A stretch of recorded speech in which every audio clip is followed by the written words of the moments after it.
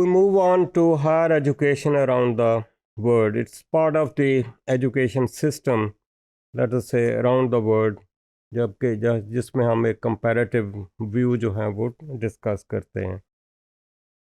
तो we see that जैसे कि पहले हमने डिस्कस किया कि एजुकेशन इंस्टीट्यूशंस एक्सट्रीम्स उनकी ख़त्म होती जा रही है and they are becoming similar and coming towards the center, that is the meso level institutions. और इस लिहाज से हम देखें तो इंस्टीट्यूशंस में कोई कॉमन ट्रेंड्स नज़र आते हैं, और वो कॉमन ट्रेंड्स क्या हैं? वो इस तरह से हैं कि rapid growth in the demand for higher education, ये सब जगह पे आ रही है. इसके साथ ही हम देखते हैं कि राइजिंग एक्सपेक्टेशंस हैं, एक्सपेक्टेशंस ऑफ द पीपल हैं. पीपल चाहे एजुकेशनल इंस्टीट्यूशंस में हैं चाहे उसके बाहर हैं. Increase financial support for students, जिसमें हम देखते हैं कि गवर्नमेंट बहुत ज़्यादा सपोर्ट कर रही है. उसमें आप स्कॉलरशिप की बात करें या लोन्स की बात कर सकते हैं.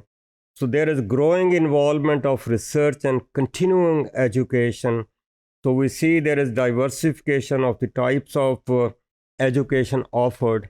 ये ज़माना जो है स्पेशलाइजेशन की तरफ चल रहा है, तो और ज़्यादा लेट्स से स्पेशलाइजेशन आती जा रही हैं, और उसके साथ ही हम देखते हैं कि डाइवर्सिफिकेशन ज़्यादा आती जा रही है.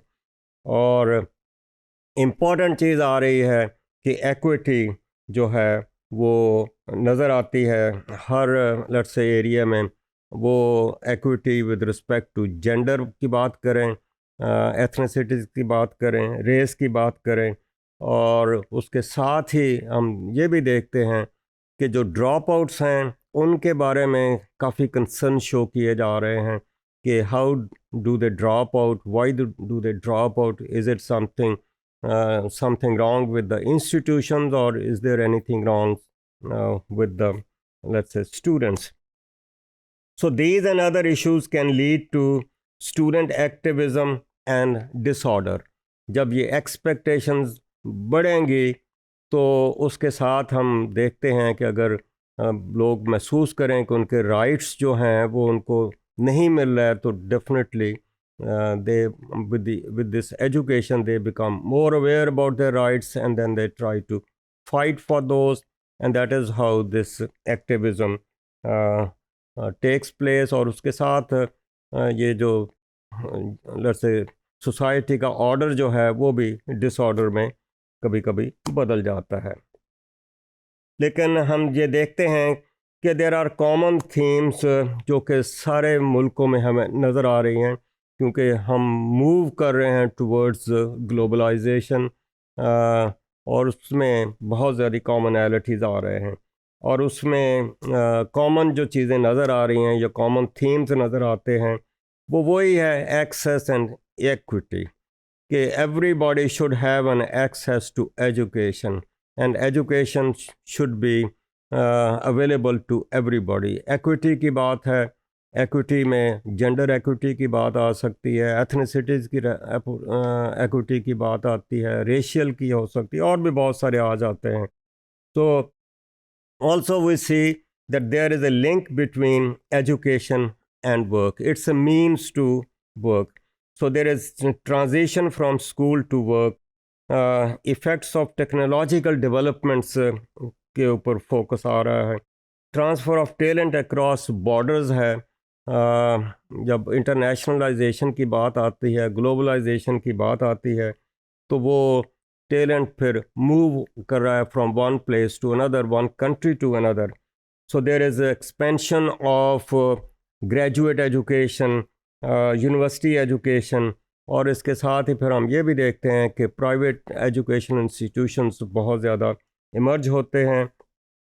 और then there becomes problems of let's say academic professions, and particularly then we think of looking into the accountability, ये कैसे हो रहा है. तो ये चीज़ें हैं जो कि वर्ल्ड एजुकेशन सिस्टम के ऊपर लेट अस से काफ़ी इफ़ेक्ट कर रही हैं या उसका सोर्स बन रही हैं. So people around the globe see higher education as the key to future jobs. तो a growing percentage of recent high school graduates attend college in many countries. हमारे पाकिस्तान में भी यही कुछ हो रहा है. तो इन एजुकेशन इंस्टीट्यूशंस में मास यूनिवर्सल एजुकेशन की बात पे बहुत ज़्यादा एम्फेसिस किया जाता है. So with increased access there is the question of funding the added students. अब ये इनकी फंडिंग लोकल लेवल पे होगी, गवर्नमेंट लेवल पे होगी, इंटरनेशनल लेवल पे होगी, कोई फिलंथ्रोपिस्ट ऑर्गेनाइजेशन जो हैं वो इसको करेंगी. तो दैट इज़ हाउ इंटरेस्ट जो है एजुकेशन में जनरेट कर रहा है इन सब चीज़ों को. So we see that should citizens pay for their higher education, या ये एजुकेशन जो है फ्री होनी चाहिए या सिर्फ चंद लोगों के लिए होनी चाहिए. We see that there is a great change and there is a move towards free education. तो उसके साथ ही हम देखते हैं कि फंडिंग कहाँ से आ रही है, बाहर से आ रही है, तो उसके साथ बहुत सारी स्ट्रिंग्स भी अटैच हो जाती हैं. So each of these plans has advantages and disadvantages that impact global issues and themes. So plans to enhance worldwide employment and mobility of people, especially in the European countries. तो education के साथ mobility आती है. जो students हैं let us say वो one country to another country, बहुत सारे अमेरिकन स्टूडेंट्स जो हैं वो यूरोपियन कंट्रीज़ में जा रहे हैं, let us say developing countries से डेवलप्ड कंट्रीज़ में जा रहे हैं. And then there is exchange of students between let's say the developed and the developing countries. और ये exchange of students between in countries में के साथ जब होते हैं तो उसमें कल्चरल जो एक्सचेंजेस ज़्यादा हो जाते हैं.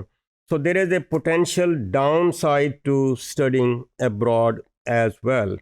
From the developing countries a record number of students go abroad for education and job opportunities. अब अगर ये बात आती है तो ये एक ब्रेन ड्रेन का भी ज़रिया बनते हैं. वो जाते हैं एजुकेशन वहाँ लेते हैं, अगर बैक होम अपॉर्चुनिटीज़ नहीं हैं तो दे स्टे ओवर देयर और they move to other countries.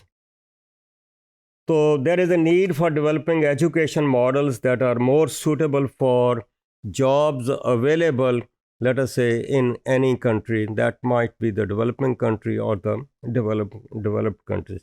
So many students are demanding a more vocationally oriented practical education to help them get jobs. तो idea is कि डिग्री लें और उसके साथ उसके बेसिस के ऊपर उनको जॉब मिले, so that they become earning hands of the family. तो until developing countries can absorb their graduates, तो ये सिस्टम जो है losing the educated population, this will continue, जिसको हम ब्रेन ड्रेन की बात भी करते हैं. So that is the dilemma of the developing countries, but certainly it has to be taken care of.